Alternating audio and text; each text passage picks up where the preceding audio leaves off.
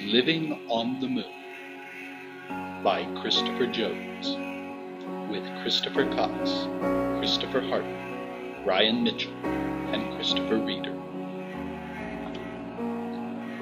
The Moon. It is the nearest celestial body to Earth, and, in many ways, the most important. Yet, in all of human history, only 12 men have ever set foot on it.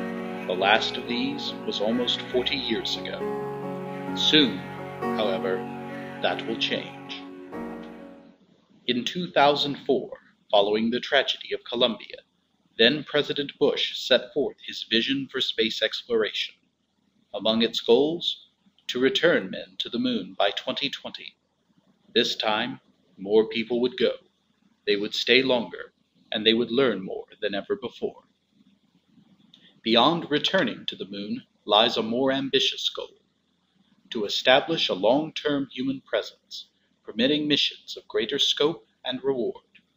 Crews of 4 would stay for 6 months at a time, allowing for research and exploration that would be impossible without this extended human presence.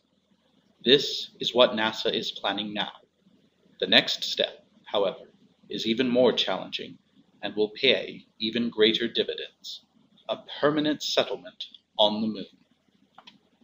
Our student team considered some of the steps required to permit people to live year-round on the moon. Our goal was to examine the necessary technologies to facilitate a transition to a lunar settlement 10 years after the initial outpost formation, providing the air and power needs of the lunar scientists and explorers while minimizing the support required from Earth. Today, I'd like to tell you a little bit about the demands we considered and what new systems and hardware will be required to meet them. Robert Heinlein said the moon is a harsh mistress. Long-term living on the moon will require many resources not easily found. It will be up to human ingenuity to supply the technology needed to fulfill these requirements. Electrical power is needed to keep the lights on, the air circulating, and the atmosphere at the right settings to sustain life. All of the support infrastructure of a lunar settlement also will require electrical power. There are no coal deposits or oil wells on the moon. The only naturally available power is sunlight. Even that is only available for half of the month. Supplying the necessary power to sustain the lunar settlement is a quintessential challenge in the design of future hardware. Of course, those astronauts wouldn't last very long without oxygen. The moon has no atmosphere. Any air that the astronauts of the past needed was brought from Earth. This works fine for a mission of a few days, but the air required for year-round living is much greater. The moon also experiences large temperature swings, requiring temperature control systems to keep the habitat from becoming too hot or too cold. The systems that produce electrical power and oxygen operate at extremely high temperatures, and thermal management systems are necessary to keep them from overheating. In our study, 3 major candidates for electrical power production were considered. The first was solar arrays on the surface of the moon.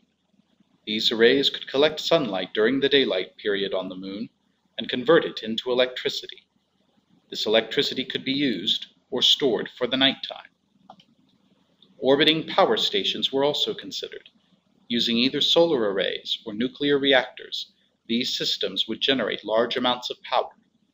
The power would be beamed to a receiving station near the lunar habitat.